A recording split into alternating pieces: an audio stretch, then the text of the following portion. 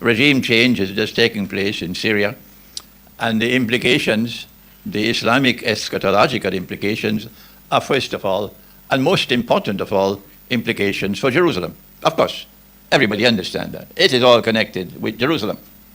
Islamic eschatology tells us that there are two cities which are pivotally important for the end of history. The first, of course, is Jerusalem, and I wrote Jerusalem in the Quran some 20-something years ago. Many of you may have already read that book. But the second city is Constantinople.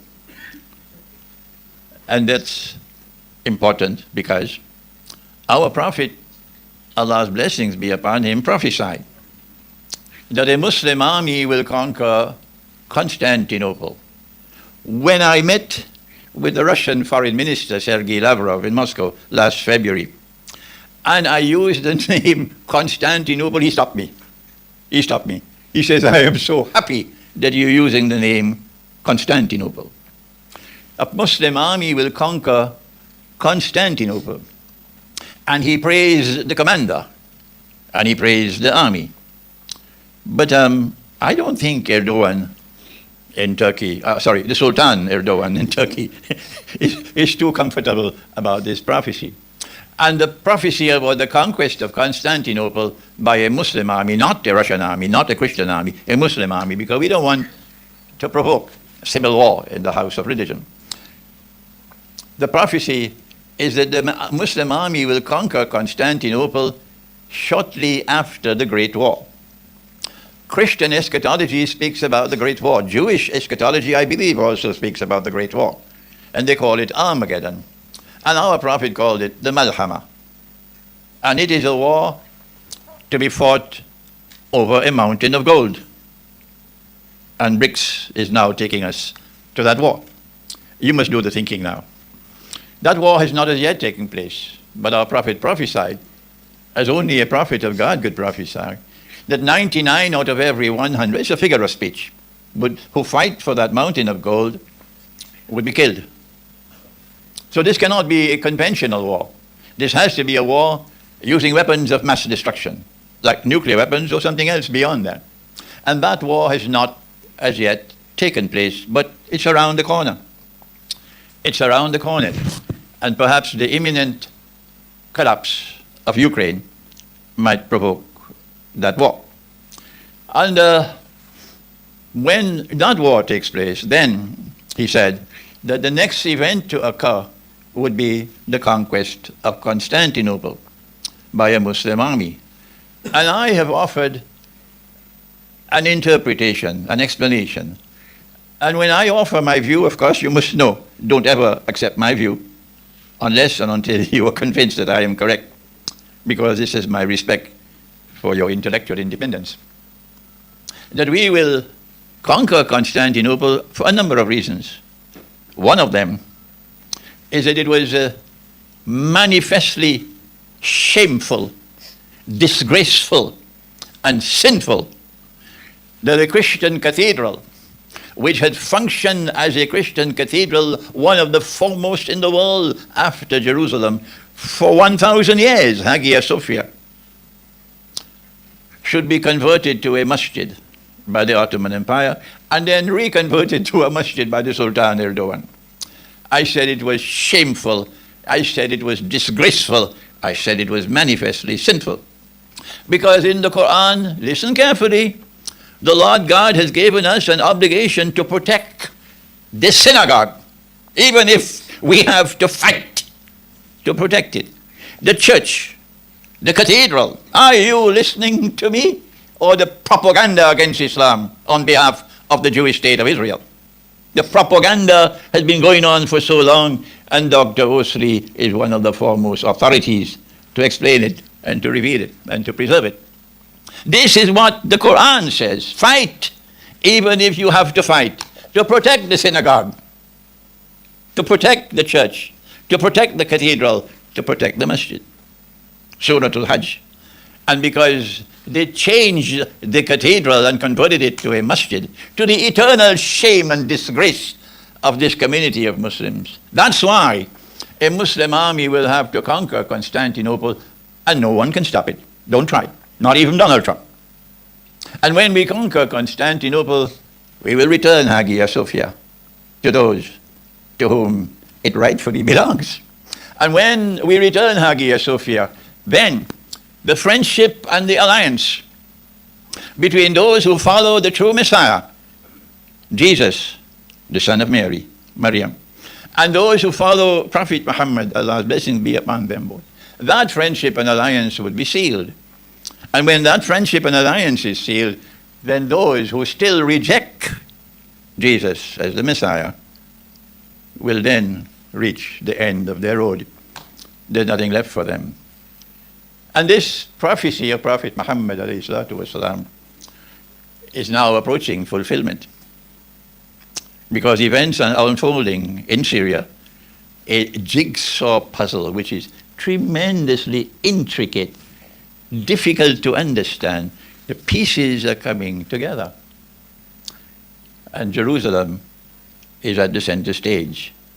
And Constantinople is also connected with Jerusalem in the end time as the two most important cities in the end time. But when I was in Moscow in February, and we had the meeting with the Russian foreign minister, and he was only talking about politics and economics and monetary economics, and we were a small group, about 15, and I interrupted to ask, can we talk about the Quran and Russia? Everything became silent, because the Russians are very, very serious when it comes to religion, and they were not always comfortable and happy with Islam. Well, no, because the Ottoman Empire waged I don't know how many thousand wars against Russia. And after I had spoken to him for some time of what the Quran has to say about Russia, he then asked me, can you write on the subject? I then spent the next few months writing the Quran and Russia's destiny. And when writing that book, I realized that no, it was not two. It was three cities which will dominate the end of history. And Moscow is the third, not Washington. And the pieces are coming together now. The Arab Spring led to the destruction of Libya. Libya was a regime which was resisting Israeli oppression. This is not a seminar organized to lash out at Jews, not at all. There are Jews in the world who have the common sense and who have the internal integrity to recognize that there is oppression in Israel. And it was wonderful to see them protesting on American university campuses to the embarrassment of the Zionist movement. American students protesting against violence and oppression against the Palestinians. So there are Jews who oppose oppression in Israel. And they are our brothers when they oppose oppression. And then the oppression of the state of Israel reaches a crescendo, reaches a point from which there is no return now. It's not possible to retrace your steps anymore. And now we see regime change in Syria taking us one significant step forward towards an end that Islamic eschatology has already explained, and is connected with the Messiah. It will take hours to explain an Islamic eschatological explanation of the messianic interpretation of history, an Islamic eschatological explanation of the messianic interpretation of history. But to cut the long story short, Allah promised to the Bani Israel, to the Israelite people, He promised them that He would send them one who would be their prophet, not ours, theirs. And he would be the Messiah. And he would bring back the golden age when the Israelite people ruled the world from Holy Israel in Jerusalem, with the prophets David, Nabi Dawood alayhi salam, and Solomon, Nabi Sulaiman alayhi salam. That Israel was a ruling state. And our prophet prophesied when the Messiah came, and some of them accepted him, And the others rejected him because they said, "Wana'uzu billah minha." He's a bastard. His mother was not married. Allah tested them, and they failed the test because they could see with only external sight, and they're internally blind. All those who worship gold, and when gold becomes a golden calf, are becoming internally blind. All those who worship gold, and when gold is transformed into a golden calf, they are internally blind. That's the price you pay for worshipping gold. And so, the state of Israel is pursuing a mission to restore rule over the world, because that's what the original Israel did. When they rejected the Messiah, and they did more than that, they boasted of how they killed the Messiah. It's in the Quran, so don't accuse me of anti-Semitism. It's in the Quran. You want to accuse the Quran of anti-Semitism? Go ahead and do it. So now they are waiting for a Messiah to come. And that Messiah has to cause Israel to become a ruling state in the world. And when he does that, then he could stand up in Jerusalem and declare, "I am the Messiah." But our prophet, Allah's blessing be upon him, prophesied, no. Allah created a false Messiah who would impersonate the true Messiah. And that false Messiah will take them for a ride. And that's what he's doing now. He has, number one, he has to bring the Jews back to Jerusalem to reclaim it as their own 2,000 years after they had been driven out. Has he done that? Yes. Number two, he has to restore a state of Israel in the Holy Land. Has he done that? Yes, in 1948. Number three, he has to cause that state of Israel to replace the United States of America as the third and the last ruling state in the world. Now let's go to the Quran and to go to Surah Al-Mursalat. And in Surah Al-Mursalat, Allah speaks about a shadow. And the shadow will constitute of three parts. And this, therefore, has to be something which has to be interpreted to be understood. And our interpretation is that the shadow is the false Messiah, and he will come with a profile of three parts. When I wrote Jerusalem in the Quran, I said in part one, he produced Pax Britannica. You know Pax Britannica in South Africa, oh yes. We know it, when all your gold and all your diamonds and all your precious metals were stolen from you by thieves who had no shame at all. Stolen from you. And then, not only did Pax Britannica pave the way for a state of Israel to be established in Jerusalem by the false Messiah, but it gave way to a Pax Americana, which made Israel strong, powerful. They were always arguing, we are simply struggling to give a home to a people who don't have a home. That's all. That was not true at all. What they were doing was to try to build and establish a state of Israel which would eventually try to rule the world. Because our prophet prophesied that when the Messiah returns, because he came, and they saw him, now listen carefully to my words, they saw him crucified on the cross before their very eyes. I did not say he was crucified. No. I said they saw him crucified on the cross before their very eyes. Is that what I said? And they saw it because Allah made it appear like that. And if you were there, you would see him crucified. And if I was there, I would see him crucified. But no, Allah says, no, he did not die. He was not crucified. But Allah made it appear like that. And Allah raised him unto himself. And so he came and he left and will return. And Allah's messenger said, when he comes back, he will come back as an Hakimul Adil, someone who will rule and will rule with justice. So the Messiah who will stand up in Jerusalem tomorrow, declaring, I am the Messiah, but he would not be, he would be Dajjal, he has to show them that I'm ruling the world. And in order to do that, he has to show them that I'm ruling the Arab world first. If you want to rule the world from Jerusalem, you've got to start by ruling the Arab world. And if you want to rule the Arab world, you start with Libya. Because Saudi Arabia, I used to say that Saudi Arabia and Israel were sisters 25 years ago, but I was wrong. 25 years ago, they were only cousins. Now they're sisters. Now they say, why don't you smile? What's wrong with you? Skip down. 25 years ago, Saudi Arabia and Israel were only cousins. Now they're sisters.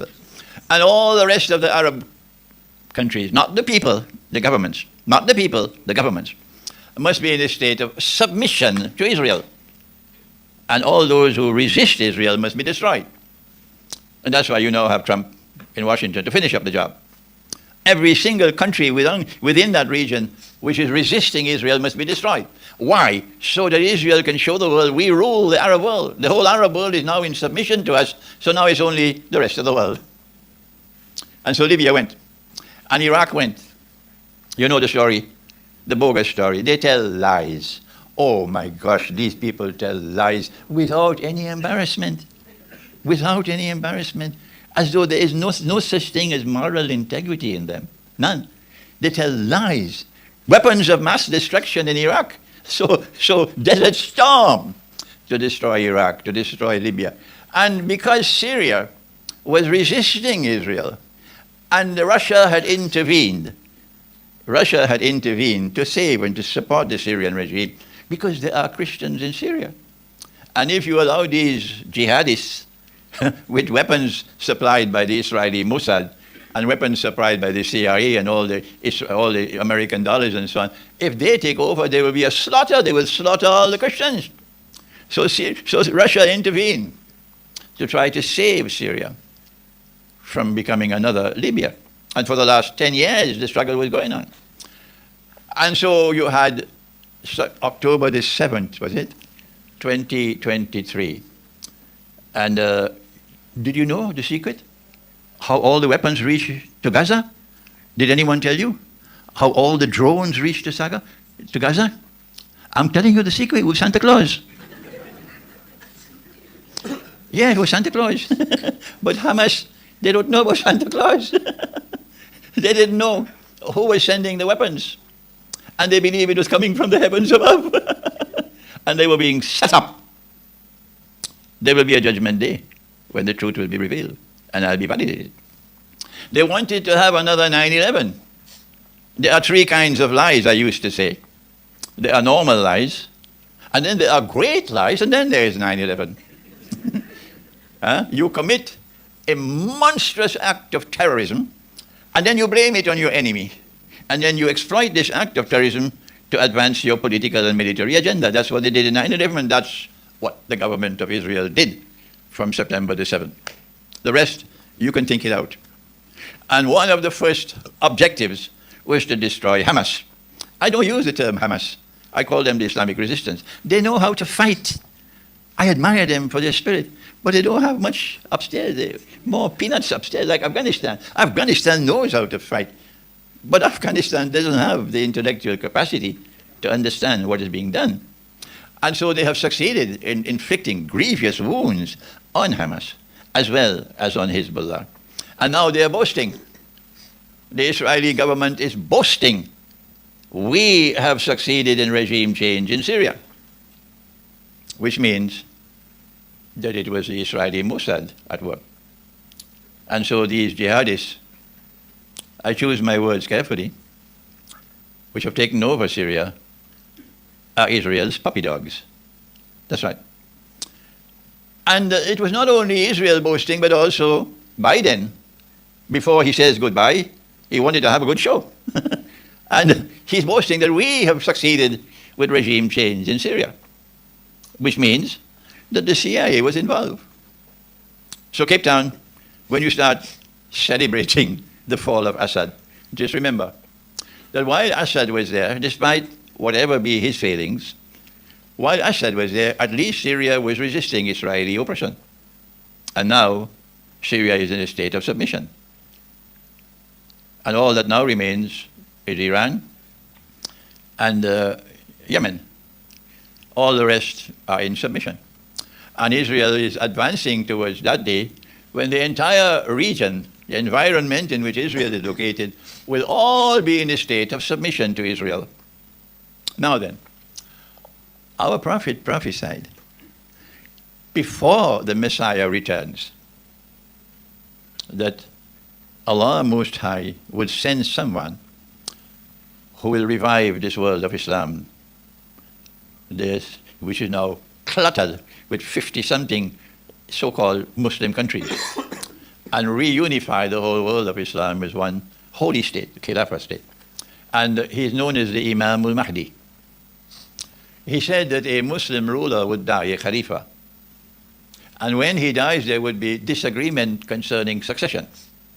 25, 30 years ago, I suggested it's going to be a Saudi king. And it appears now that when Salman dies, that the disagreement will commence. I don't know for how long it will continue, because not all the Saudi family like this MBS, Salman's son.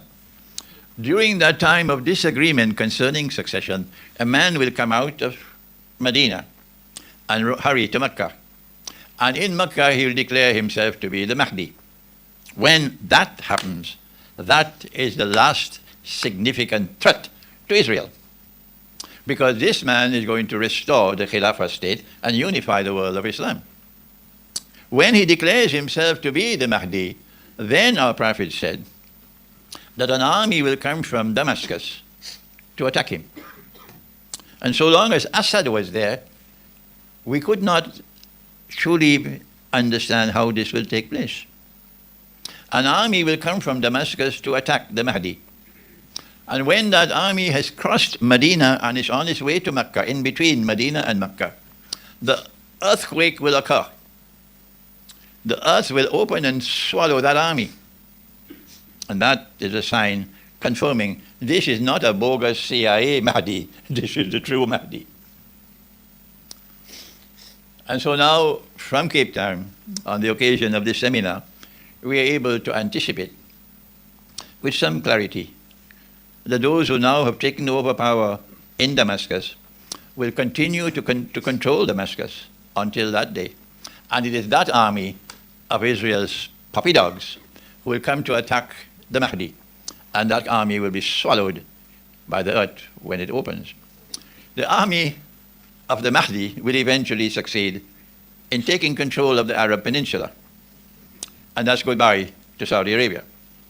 When the Mahdi comes, goodbye to Saudi Arabia. I was in Manhattan lecturing on this topic 30 years ago, and I was not aware that the Kuwaiti ambassador was sitting right in front of me. I didn't know that. And I said, when the Mahdi comes, goodbye to Saudi Arabia, goodbye to Kuwait.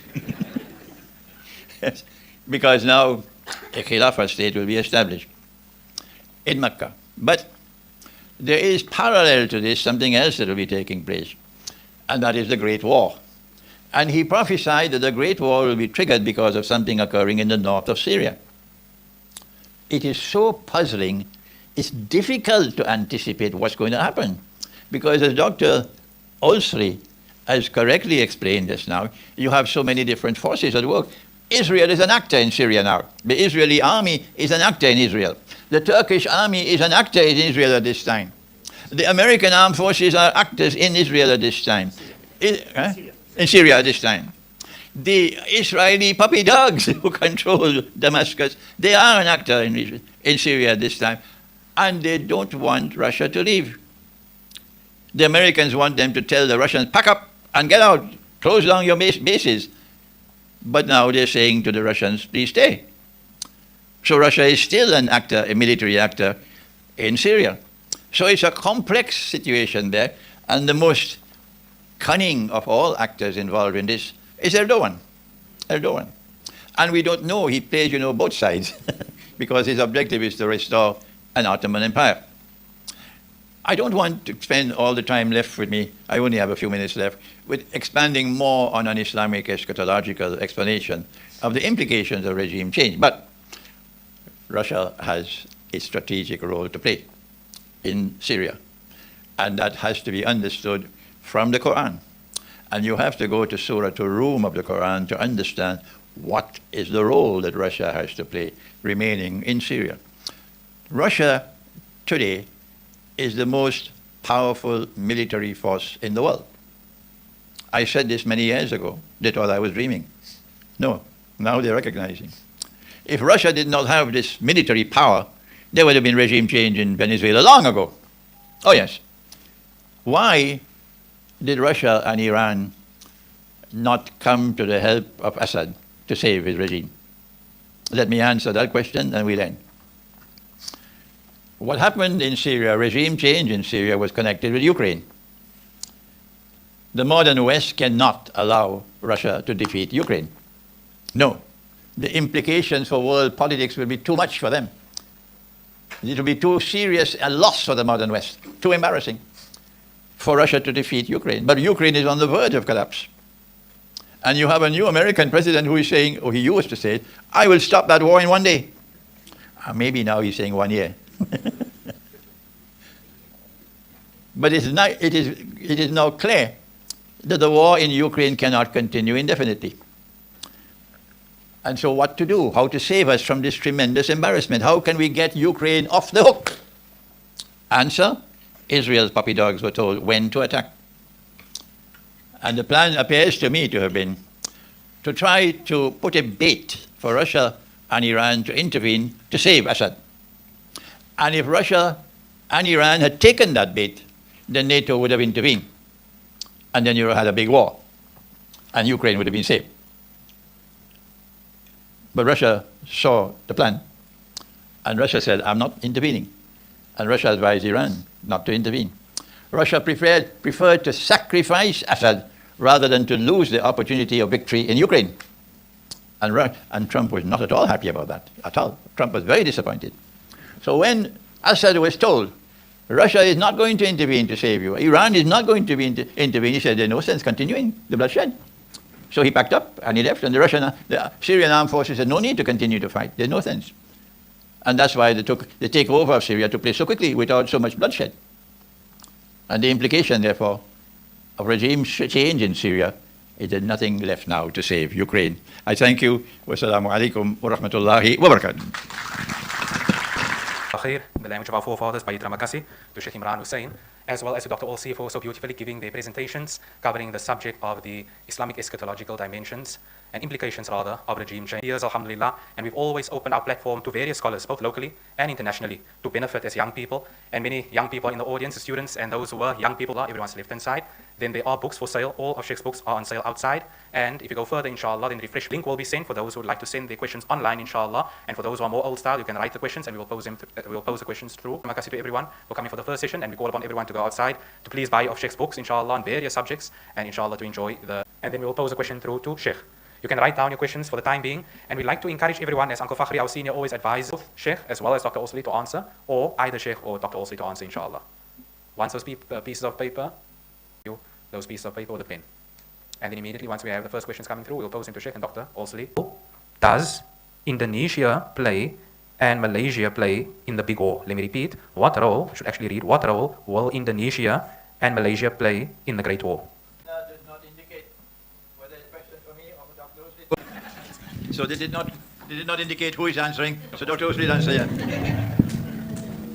Assalamu alaikum.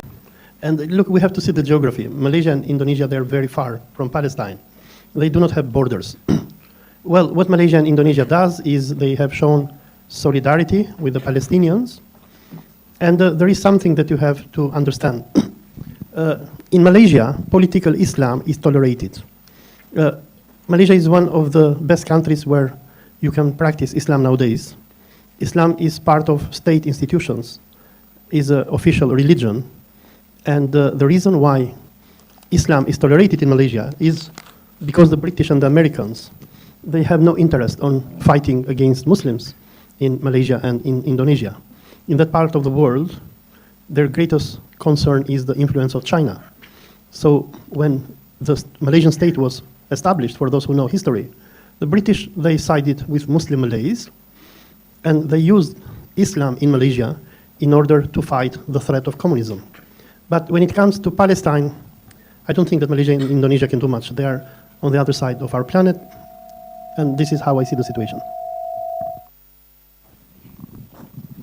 The Sheikh comment on the current ceasefire in Palestine. I repeat, can Sheikh comment on the current ceasefire in Palestine? That goes further. Why does Israel want a ceasefire now? Why do they want to continue to fight the regime? I cannot comment on the ceasefire until I have studied it. I have not as yet studied it. The next question. Ya Allah. Can I get it, Maki? I'll go to the next question in the meanwhile. I'm going to ask my senior Uncle Fakhri just to tafsir that bottom part there. Let's go to the next one. This is directed both to Sheikh and to Doctor.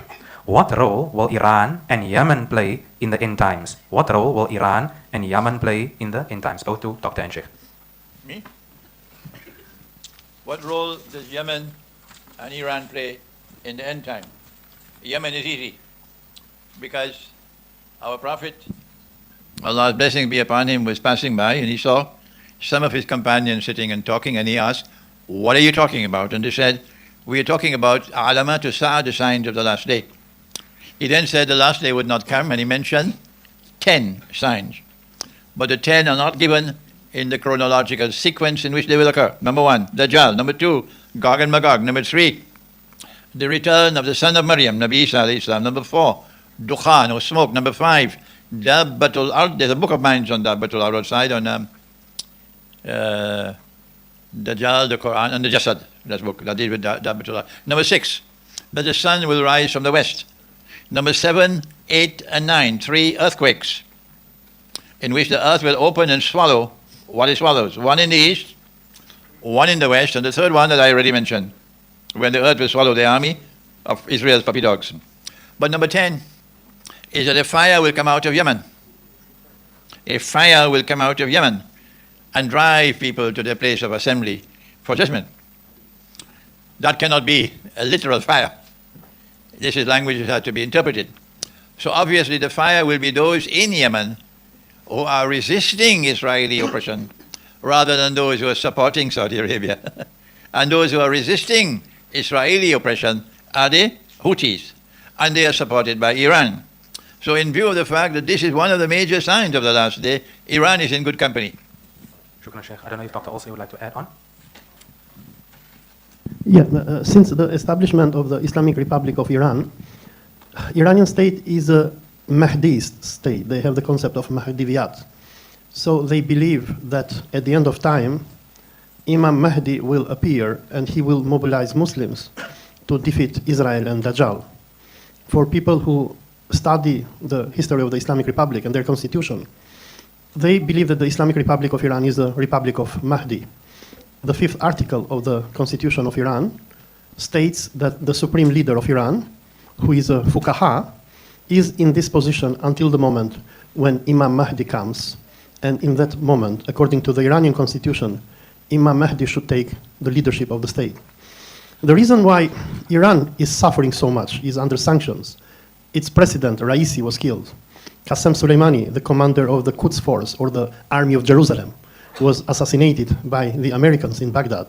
The reason why we have so many Iranian officials and generals being killed, Iran is sanctioned, Iran is threatened with a nuclear war and everything else, is because the belief of the Islamic Republic is that it is its holy mission to liberate Jerusalem and Palestine from the Zionist and Dajjal.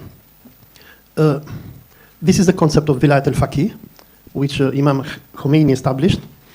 He made a big, if I can call it a bid'ah, in the Shia theology. Because in traditional Shiism, the Shias, they didn't believe in power.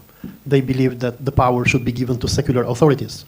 But when Khomeini organized his revolution against Mohammad Reza Pahlavi, as a response to the process of secularization and de-Islamization of Iran, he came into a conclusion that we have to break with traditional Shia theology.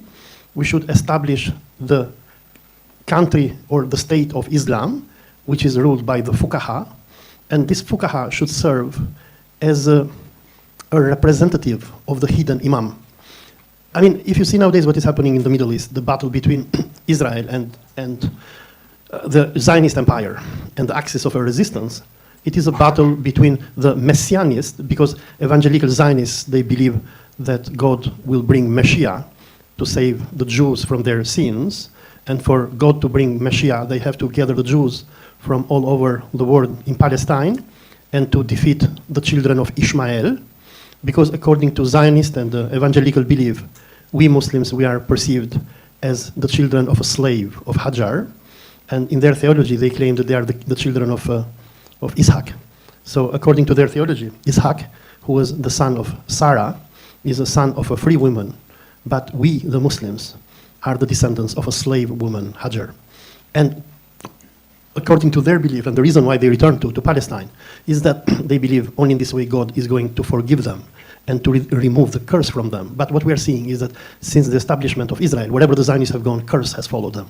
I mean, if somebody visits Israel, you see there is no peace in this country. These people, they cannot sleep. And facing this messianic theology that the Americans and the British and the Zionists represent, we have another theology, which is the theology of Mahdiviyat, that the Shias believe. And they believe that this is the end of time. And before the end of time, Allah will bring Imam Mahdi, who will unite and mobilize the Muslims to defeat the army of Dajjal. Iran is a very eschatological state for those who know it. Thank you. Thank you very much to Doctor and to Sheikh. The next question.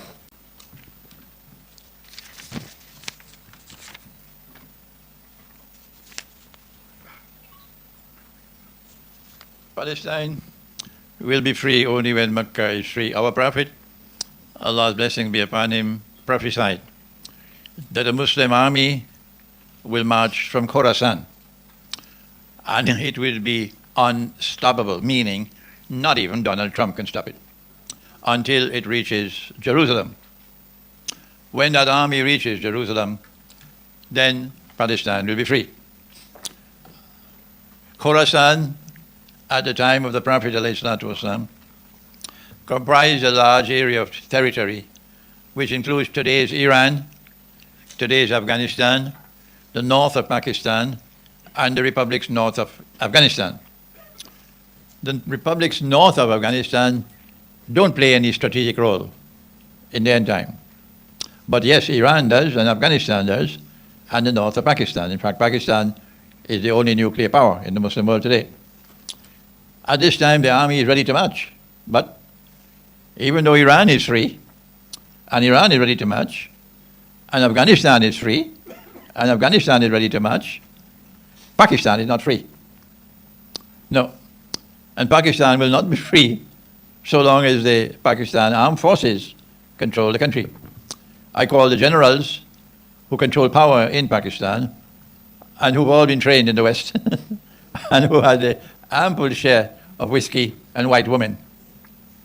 I call them Yankee puppy dogs, because they want to be on the side of NATO. But the Pakistani people do not want to be on the side of NATO. And that's why they have Imran Khan in prison. He is by far the most popular politician in Pakistan today. And they have to rig an election to keep him out. So yes, the army will march to liberate Jerusalem whenever Pakistan is free. And then you'll have all three. You have Iran, you have Afghanistan, and you have Pakistan. And then the republics north of Pakistan, which constitute ancient Khorasan, will give us that army which will liberate Jerusalem, inshallah. Shukran, Sheikh. The next question, by the way, that answered 3 other questions here. What Sheikh said just now, that would have answered 3 other questions pertaining to where the Muslim army will come from to liberate Constantinople. I'll go to the next question before I hand over the rest of the questions. The next question, Sheikh, this is to Doctor. Why does Saudi Arabia do nothing for Palestine? Or other Muslim countries for that matter? Is it because they are descendants of Jews? And how will Israel get Saudi Arabia as part of Greater Israel? That's to you, Dr. Hosein. Well, people have to read history and to understand who created Saudi Arabia. There was no Saudi Arabia in the history of mankind, but during World War I, when the Ottomans were defeated, we had Emir Sharif Hosein, who was the Sharif of Mecca, the person who led the Arab rebellion against the Ottomans with Lawrence of Arabia, after he was recruited by the British High Commissioner in Egypt, Henry McMahon. The British promised to Sharif Hussein that once we topple the Ottomans, we will make you the Caliph of Islam, and you will create an Arab Caliphate. When World War I finished, Sharif Hussein understood that the British had cheated him. In the peace conference of Versailles, there was no Arab Caliphate created. And moreover, in the San Remo conference, which came after, the British divided the Arab world with the French, and there was no caliphate established. And after the San Remo conference and the Paris or the Versailles conference, the British went to Sharif Hussein and they asked him to sign the decisions of these 2 conferences, and in exchange they promised to him £30,000, which was big money in the time. Sharif Hussein refused this, And on March the 3rd, 1924, when Ataturk abolished the caliphate, Sharif Hussein came in conflict with the last Ottoman Sultan, and with his blessing, the last Ottoman Sultan, Mehmed VI, sent him a telegram and appointed him as the next caliph of Islam. Now, look, nowadays we claim to be Sunnis, but according to classical Islam, we're not. We're Protestants. What is the difference between a Catholic and a Protestant? A Protestant is someone who has no pope. A Catholic, for those who know Christianity, is someone who has a pope. And Sunni Islam, since its creation by Abu Bakr, was meant to be that part of Islam where Muslims had their leader who was the caliph of the community. And Sunnis from the time of Abu Bakr to the Umayyads, to the Abbasids, and to Ottomans, always they had a caliph somewhere. Even though this caliph could have been, probably he was not a very pious person, still the idea that we have a pope was always there for Sunni Islam. During the late years of the Ottoman Empire, Sultan Abdul Hamid and the great Muslim intellectual Jamaluddin al-Afghani, and you have even in India the Khilafah movement, they propagated a lot the concept of the caliph. The caliph as the leader or the global leader of Islam. Abdul Hamid, he even co-opted a number of Shia ulama, mullahs, who were propagating during the era of Qajar Shahs in Iran, the concept that the Sultan of Istanbul is the leader, the global leader of Islam and the caliph. Now, I want to come to Saudi Arabia. So what happens in March 1924, when Ataturk officially abolishes the caliphate, Sharif Hussein declares himself caliph. And this thing alarmed the Zionists. Now, what the British had done is that while they didn't give the Arab caliphate to Sharif Hussein, he was recognized as the king of Hijaz. So there was a kingdom into what we know nowadays as Saudi Arabia, from 1916 to 1924, known as Al-Mamlaka Al-Hashimiyya, the Hashemite kingdom of Hijaz, which was in the cities that we know like Taif, Mecca, Medina, Aqaba, and what have you, Western Saudi Arabia. Now, when the British learned that Sharif Hussein is not obeying to them, they order the Sultan of Najd, Abdulaziz bin Saud, they go and give him money, they even gave him tanks, and they told him go and attack and destroy the kingdom of Hijaz. In December 1924, with the support and money of the British, he attacks Mecca and Medina, and the kingdom of Hijaz came to an end. And from 1924 until 1930, after Abdulaziz will unite the kingdom of Hijaz officially and the kingdom of Najd, and it will become Saudi Arabia, the Saudi state was supported by the British. And for those who know the history of Saudi states, we have 3 Saudi states. The first one, which took control of Mecca and Medina in 1805, and they declared the Ottoman Sultan to be a kafir, and all Muslims who were not Salafi, Wahhabi were declared to be kafirs.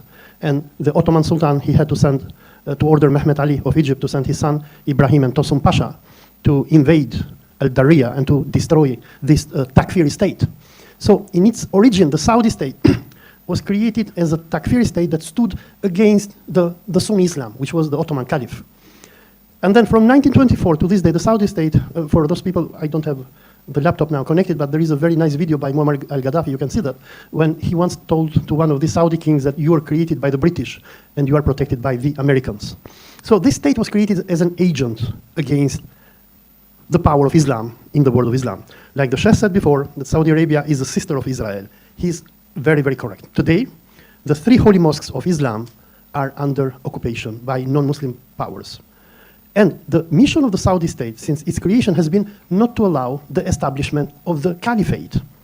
Maybe some of you might be surprised about what I'm saying, because most of us here, we were born in an era when there was no organized Sunni Islam under a caliph.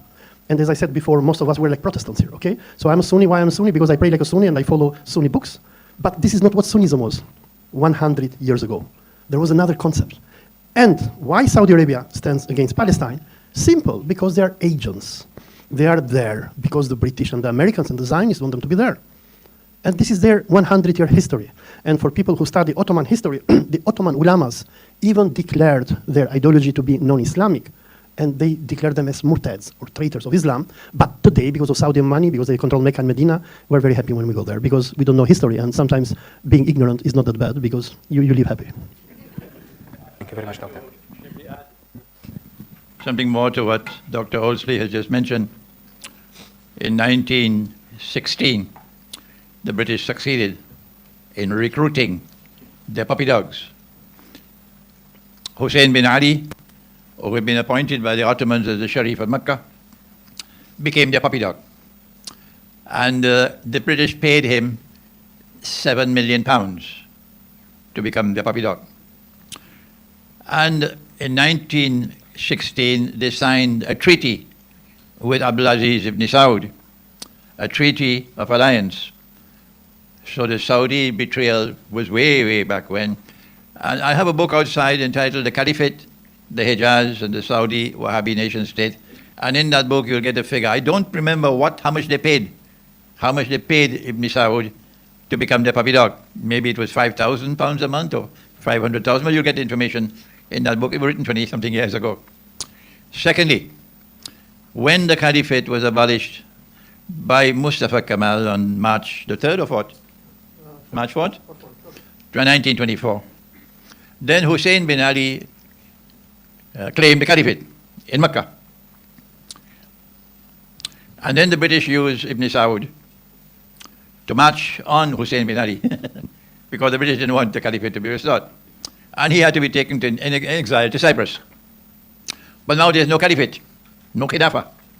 So how is the Sunni world of Islam going to respond? Al-Azhar University responded and decided that we must hold a conference to determine what to do and how to appoint a new Caliphate, Khilafah.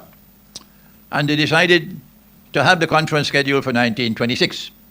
The subject was so difficult and complex, that's why you have so much time. Ibn Saud, although he declared, I am now the champion of Islam, he did not want the Caliphate to be restored. And you cannot have a Caliphate, you cannot have a Khilafah unless he controls the Hajj. And Ibn Saud is controlling the Hajj. So Ibn Saud wants to sabotage the conference organized by Al-Azhar University in 1926. How to sabotage it? Britain helped him. And he decided to have a rival conference in Mecca and to hold it on the occasion of the Hajj. And he succeeded in recruiting more delegates from all over the world of Islam than the Al-Hajj conference which took place in Cairo. All of this information is in my book. And when the conference took place in Mecca, the king came to the conference and addressed the conference twice. He did not want the Khilafah to be restored. No. And you'll find the evidence in the book that the delegates from India appointed Maulana Muhammad Ali Jauhar to speak on behalf of all the delegates. And that man got up and with formidable courage and integrity, he told the king to get lost. But you did not have power. Britain had power. Britain was the ruling state in the world. And Britain was backing Ibn Saud. And that's why Ibn Saud was successful in taking control of the Hijaz in 1924. And then it was 1936 he appointed Saudi Arabia? 35? 32. The kingdom of Hijaz and the Sultanate of Najd were joined together in 1932 to create the kingdom of Saudi Arabia. And Ibn Saud met with Roosevelt in the Suez Canal area. The American warship brought the American president into that Suez Canal area. And Ibn Saud was taking an American warship to meet with Roosevelt to compact the seal, the alliance. So that's why I said Israel and Saudi Arabia, sisters. Shukran to Sheikh and to Doctor. This is the last question that I will pose because it directly relates to the topic, and then Uncle Fakhri will take over. I would like to indicate to everyone that inshallah we will be concluding within the next half hour. So after Uncle Fakhri is done asking the next set of questions. The checkmating of Gog and Magog is not going to take place over one day. No, it's a slow motion checkmating, and it has already commenced.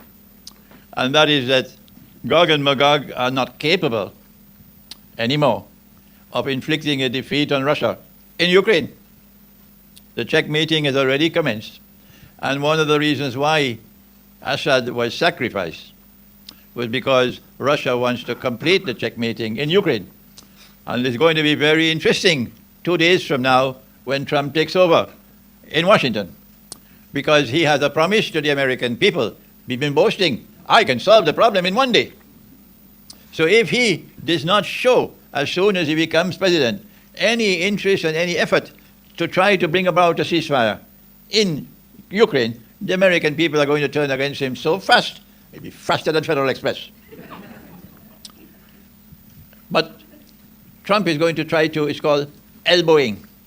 the way a bully operates, elbowing, to try to elbow his way with Russia, because Trump is the ultimate conman. And when he attempts to elbow his way with Russia, he will find, to his surprise, it's not going to work. The war is going to continue until Russia defeats Ukraine or Ukraine agrees to submit to Russia's demands. Either one or the other, it is already checkmate. So the checkmating of Gog and Magog has already commenced in the region of the Black Sea. The strategic partnership, is it, with Iran, which has just been signed, Dr. Hosein is far more competent to comment on that than I have, so I hand over to him.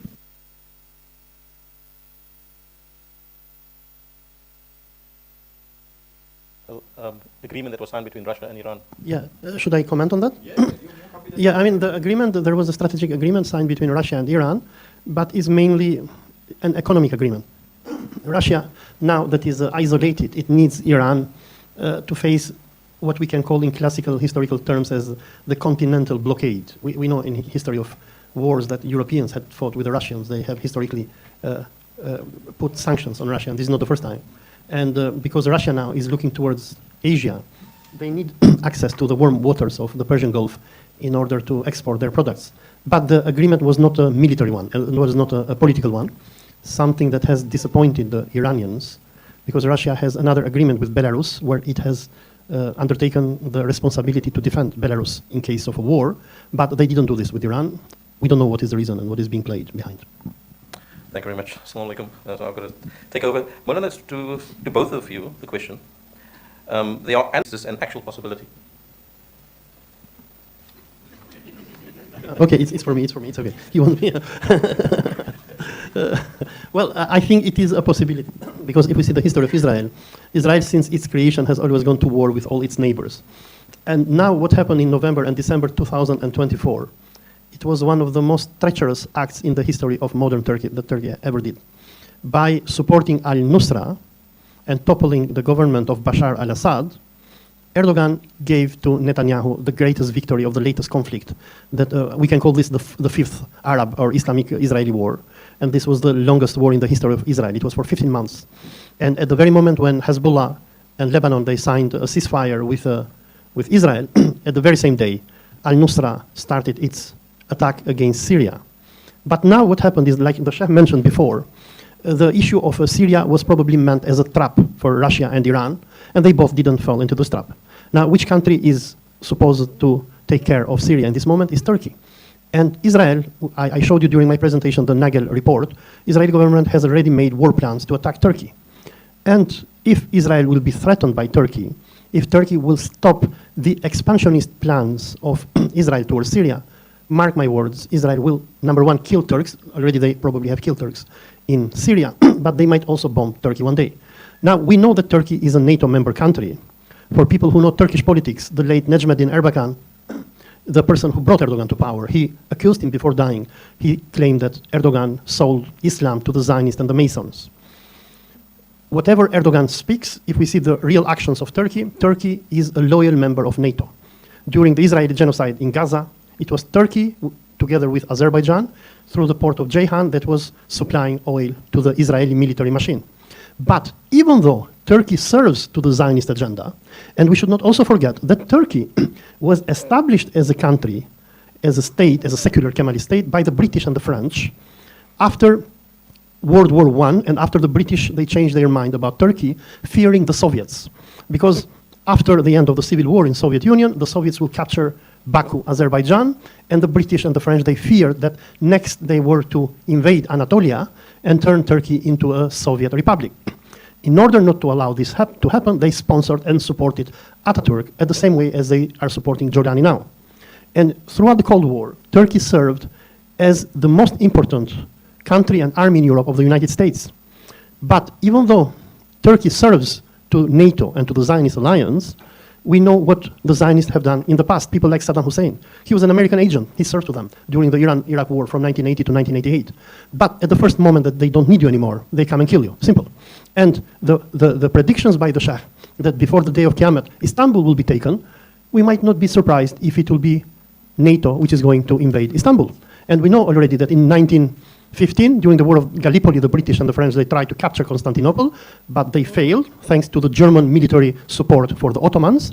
But they invaded Istanbul in 1918, and Istanbul was under military occupation by the British, the French, the Greeks, and the Italians until 1921-22. So we might not be surprised that if Erdogan does not obey to them, Israel might go to war against Turkey. But most probably Erdogan will do nothing, because for people who follow Turkish politics, you probably know what happened with the Mavi Marmara flotilla, which went to break the Gaza blockade. Israel killed many Turkish sailors, and Turkey did nothing. So they might bomb Turkey, and Erdogan might say, okay, sorry, I'm backing off. Yes, indeed. Maulana Imran, what role will China and the Uyghur Muslims play in the end times? Or is there a link between that?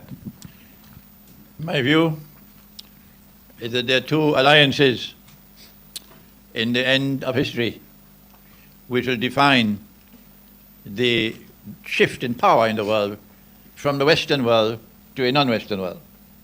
The first is an alliance between post-Soviet Russia. While Russia was still the Soviet Union, there could not be an alliance with China, because this was communist and that was communist, and both of them were in profound disagreement with each other.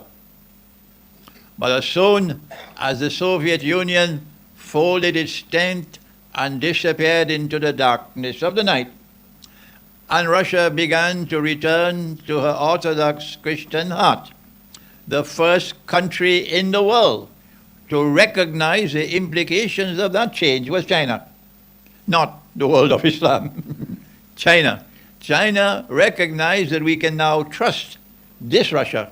Why? Because this Russia is Orthodox Christian and the Western world is Western Christian, and the two are enemies of each other. We never bothered about it, but China did. When China recognized that we can trust this Russia, China then reached out to Russia to build friendship and alliance. And Russia reciprocated. And within a short period of time, so short, that the Western world woke up from sleep and said, how did this happen? That an alliance between Russia and China, which they never wanted to ever happen, has come into being. That alliance between Russia and China, number one, makes China more powerful to wage economic warfare against the West, economic oppression. China couldn't do it without the support of Russia. That's the economic one. And a relationship between China and Russia makes Russia more powerful militarily, because Russia is not standing alone. The alliance between Russia and China, therefore, has become the first event in the history of modern Western civilization where a rival has emerged powerful enough to successfully resist them. The second alliance in the end time, which will complement the alliance between Christian Russia and China China says it's communist, but I'll tell you a secret. China is a businessman. China is a businessman. The second alliance in the end time is the alliance between Russia and the Orthodox Christian world on one hand, and the Ummah of Muhammad ﷺ on the other hand. That's the one I'm working on. These two alliances seal the fate of modern Western civilization. Thank you. I just want to add something. China and Russia, they have been considering each other as enemies from 1970s to early 2000. For those who have follow Russian politics, after Putin came to power, at first he was begging the West to accept Russia to join their camp, to join even NATO.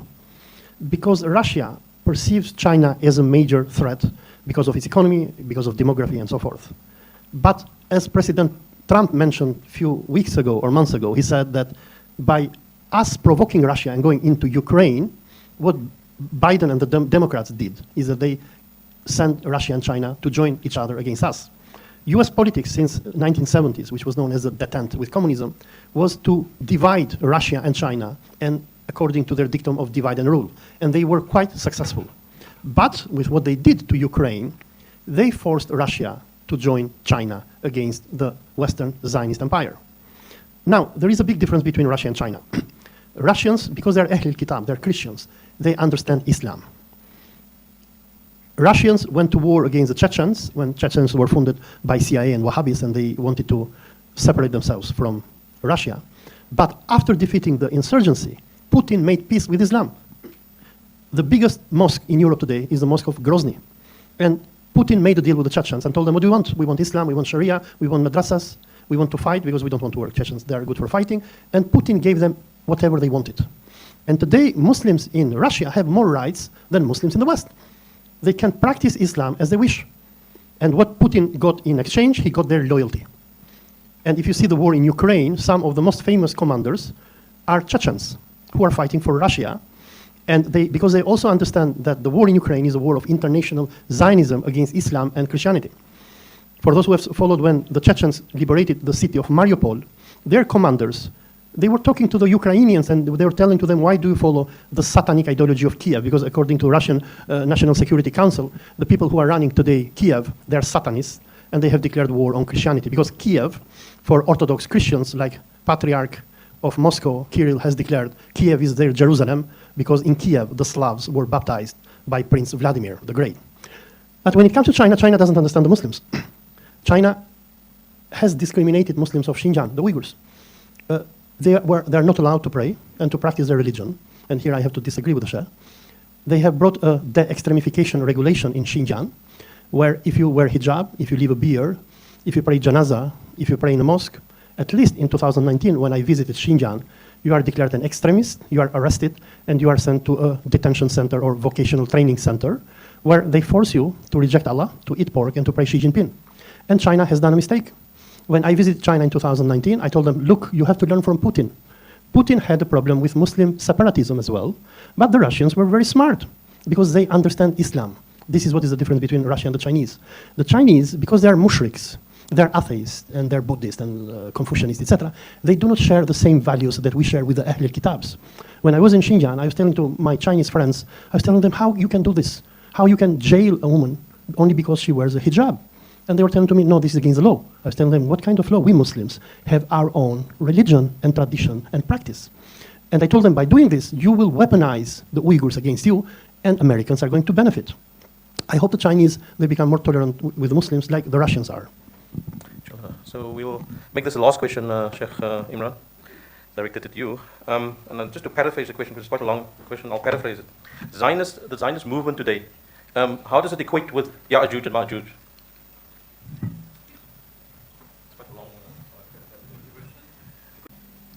Two verses in the Quran which mention Ya'juj and Ma'juj, namely Gog and Magog, by name.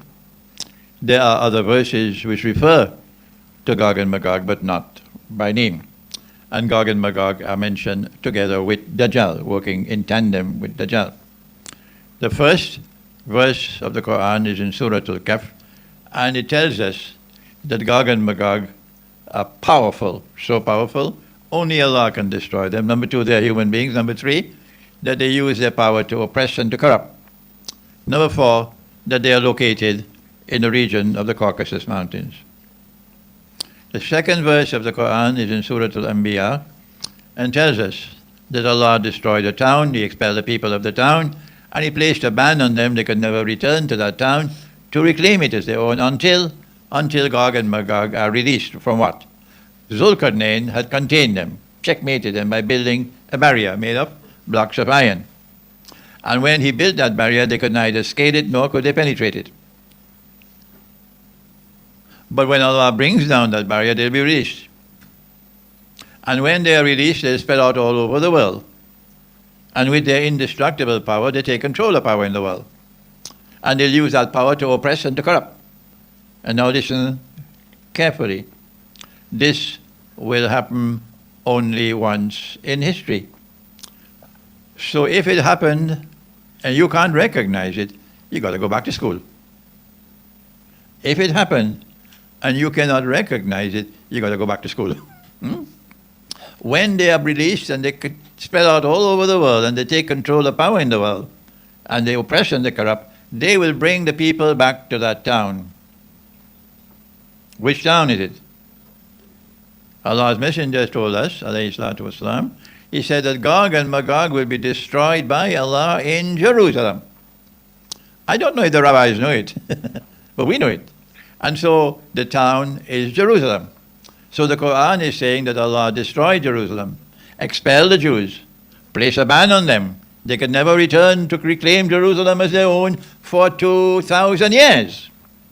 But when Allah released Gog and Magog, and they spread out all over the world with their indestructible power, Gog and Magog would bring the Jews back to Jerusalem to reclaim it as their own. Has this happened as yet? Yes, it has. Who brought them back? Modern Western civilization did it. And therefore Gog and Magog are those who control power in the modern West, and also those who control power in Israel.